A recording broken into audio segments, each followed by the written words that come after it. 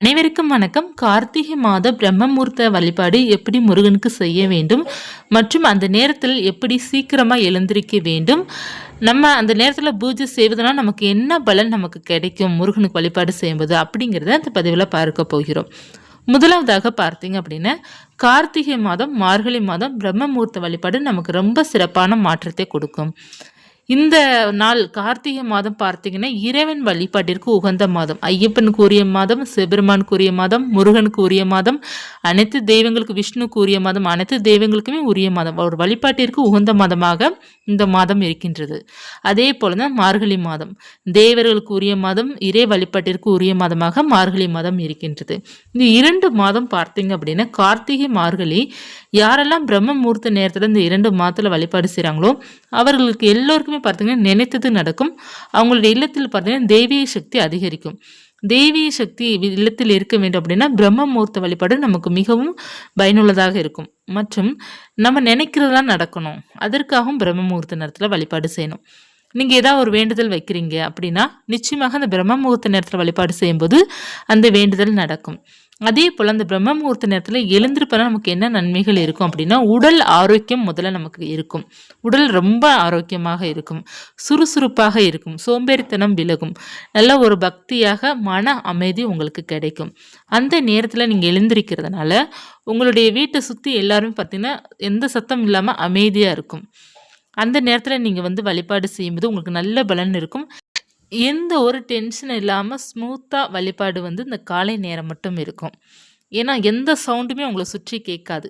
கேட்குற ஒரே சவுண்டு என்ன தெரியுமா, பறவைகள் சவுண்டு கேட்கும் நமக்கு. பிறகு சேவல் கூவுற சவுண்டு கேட்கும். மற்றபடி நமக்கு நம்ம இல்லத்தில் அமைதியாக தான் இருக்கும். அந்த காலை நேரத்தில் அந்த பறவைகளோட சவுண்டு கேட்பதே நமக்கு ரொம்ப இனிமையாக இருக்கும். அந்த குருவி சவுண்டு, அது கிச்சு கிச்சுன்னு ஏதாவது சவுண்டு போட்டுக்கிட்டே இருக்கும், சேவல் கூவிட்டுருக்கும். இந்த மாதிரி சவுண்டு கேட்கும்போது நல்லா இருக்கும். மனம் பார்த்தீங்கன்னா பாசிட்டிவாக இருக்கும். எந்த தொந்தரவு இல்லாத நேரமே இந்த காலை பிரம்ம முகூர்த்த நேரம் தான். நிறைய வெற்றியாளர்கள் அனைவருமே பார்த்தீங்கன்னா இந்த பிரம்ம முகூர்த்த நேரத்தை இதற்காக தான் பயன்படுத்துவாங்க. ஏன்னா அந்த நேரம் எழுந்து நம்ம ஏதாவது ஒரு யோசனை பண்ணாலும் அது வெற்றியில் போய் முடியும்.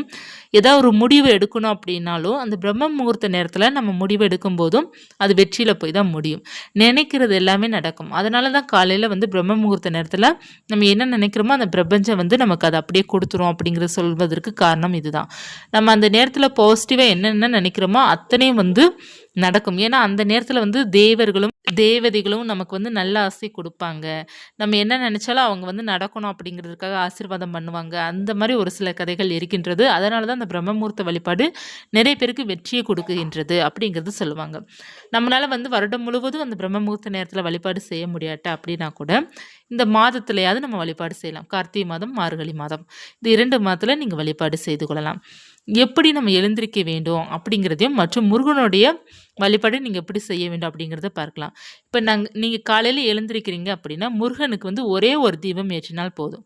முருகனுடைய படத்திற்கு பூக்கள் இருந்தால் பூக்கள் வைங்க, அப்படி இல்லைன்னா ஒன்றும் பிரச்சனை இல்லை. ஒரே ஒரு நெய் தீபமோ அல்லது நல்லெண்ணெய் தீபமோ ஏற்றி வைத்துட்டு உங்களால் முடிஞ்சது அந்த நேரத்தில் நெய்வேத்தியம் வைக்க முடிஞ்சுன்னா வைங்க, அப்படி இல்லைன்னா ஒன்றும் பிரச்சனை இல்லை. தீபம் மட்டும் ஏற்றிட்டு நீங்கள் ஒரு மேட்டு போட்டு கீழே உக்காந்துட்டு இங்கே சுவாமிகிட்ட ஒரு 10 நிமிடம் கண்களை மூடி தியான நிலை மாதிரி அமைதியாக நீங்கள் சுவாமிகிட்ட பேசுங்க. உங்களுக்கு என்ன வேண்டுதல் இருக்கோ அந்த வேண்டுதல் சொல்லுங்கள். மந்திரங்கள் சொல்லணுமா சொல்லலாம், இல்லைன்னா ஓம் சரவண பவாய நமக அந்த நாமத்தை நீங்கள் எப்போதும் சொல்லிக்கொண்டே இருக்கலாம். எவ்வளோ நேரம் வேண்டுமானாலும் சொல்லலாம். ஒரு 6 முறை சொல்லலாம், 21 முறை சொல்லலாம், என்னவே தேவையில்லை, நீங்கள் வாட்டில் சொல்லலாம். நல்ல பலன் உங்களுக்கு கிடைக்கும். உங்களுடைய வேண்டுதலாக உங்களுக்கு என்ன நடக்கணுமோ அந்த வேண்டுதல் சொல்லுங்கள். பாசிட்டிவாக நினைங்க. ரொம்ப கவலைப்படாமல் ரொம்ப பாசிட்டிவாக நீங்கள் நினைங்க.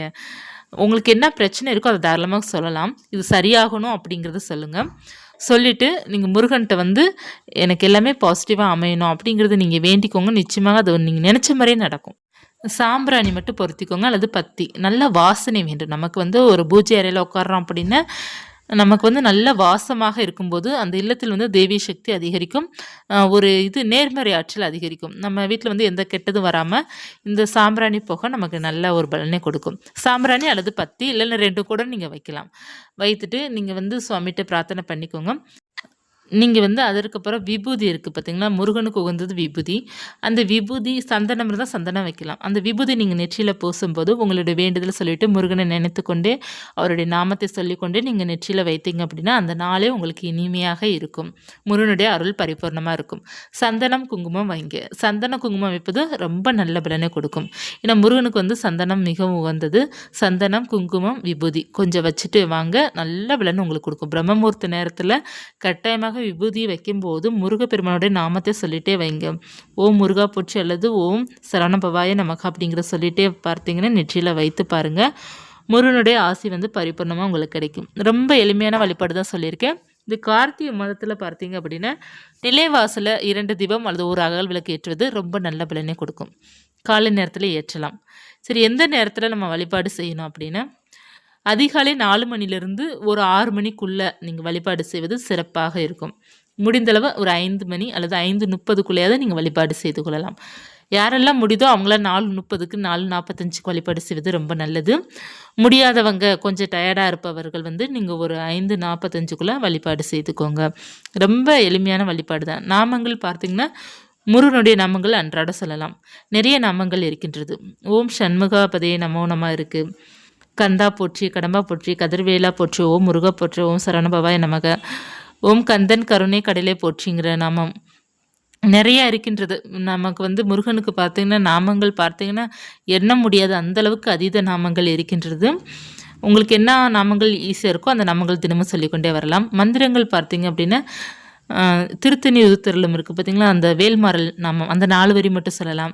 திருப்புகழ் பாடலாம். அப்படி இல்லை என்றால் நீங்கள் வந்து கந்தர அனுபதியில் வந்து கடைசி 54வது பாடல் வரும் பார்த்திங்களா, குருவாய் வருவாய் அருள்வாய் குகனே, அந்த 4வது லைன் வரும் பார்த்திங்களா, அந்த 4வது லைன் மட்டும் நீங்கள் சொல்லிக்கொண்டே இருக்கலாம். ரொம்ப நல்லது. அல்லது அந்த 4 வரி பாடலை பாடலாம். அல்லது குமரஸ்தவம் இருக்கின்றது, அந்த குமரஸ்தவம் பாடலாம். எதுவுமே முடியல அப்படின்னா அவருடைய நாமத்தை மட்டும் ஓம் சரவணபவாய நமக அதை மட்டும் நீங்கள் சொல்லிக்கொண்டே இருக்கலாம். ஓம் அழகனை போற்றி அப்படிங்கிறது சொல்லுங்கள். ஏன்னா முருகன்னா அழகு. அழகு என்ற சொல்லுக்கு முருகனுக்கு தான் பொருந்தும். அந்த அளவுக்கு முருகன் வந்து அழகு. குழந்தையாகவும் அழகு தான், குமரனும் அழகு தான். அதனால் நம்ம வந்து ஓம் அழகனை போற்றி சொல்வது ரொம்ப நல்லது. சரி, இந்த நேரத்தில் எழுந்திரிச்சு வழிபாடு செய்யணும்.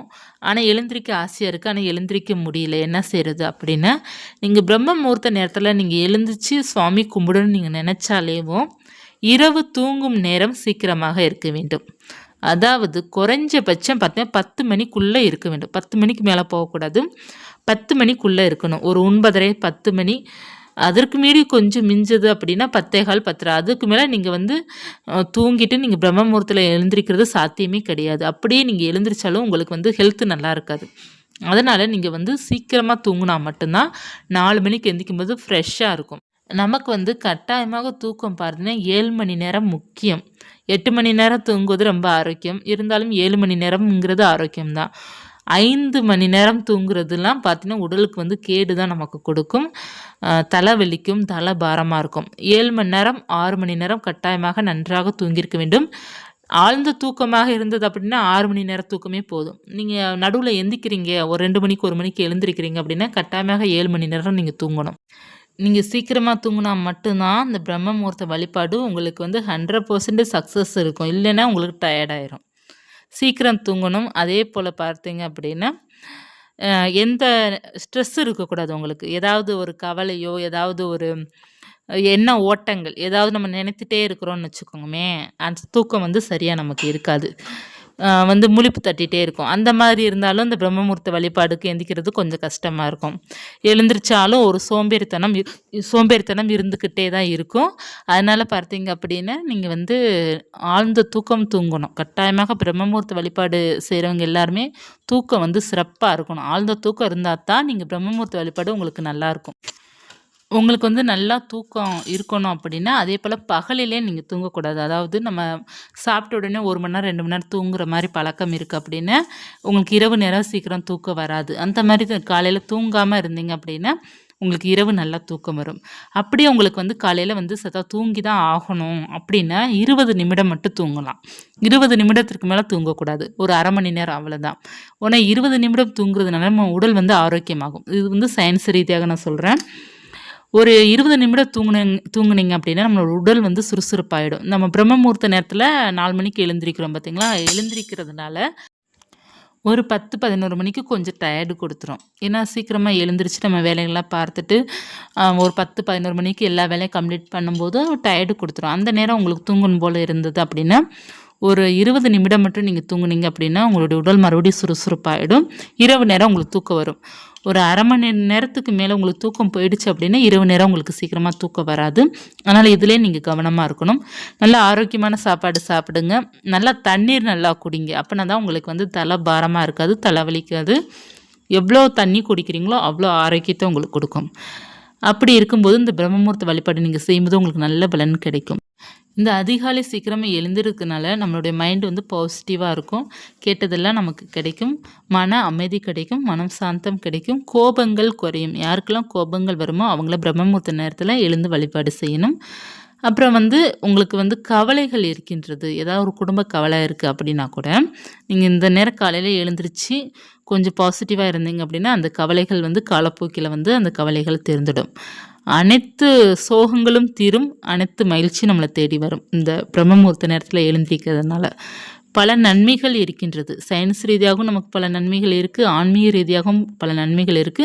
நம்முடைய உடலுக்கும் ஆரோக்கியத்த கொடுக்கும். எல்லாமே பார்த்தீங்கன்னா பாசிட்டிவ் தான். இந்த பிரம்ம முகூர்த்த நேரத்தில எழுந்திரிக்கிறனால எல்லாமே நமக்கு நல்லதே நடக்கும்.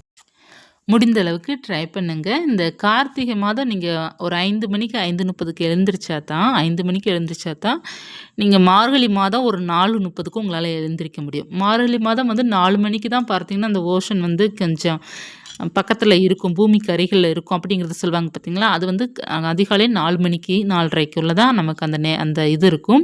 அதனால பார்த்தீங்க அப்படின்னா, நீங்க வந்து மார்கழி மாசம் சீக்கிரமா எழுந்திரிக்கணும் அப்படின்னா, கார்த்திகை மாதத்துலேருந்து கொஞ்சம் ட்ரை பண்ணீங்கன்னா தான் மார்கழி மாசம் சீக்கிரமா எழுந்திரிக்க முடியும். நல்லா ஆழ்ந்த தூக்கத்துக்கு தூங்கிட்டு எழுந்திரிக்க பாருங்க. எல்லாமே உங்களுக்கு சரியா அமையும். இந்த பதிவு உபயோகமா இருந்துச்சுன்னா லைக் பண்ணிக்கோங்க. இது போன்ற தகவல் தெரிந்து கொள்ளணும்னா ராஜேஸ்வரி யூடியூப் சேனலை சப்ஸ்கிரைப் பண்ணி வச்சுக்கோங்க.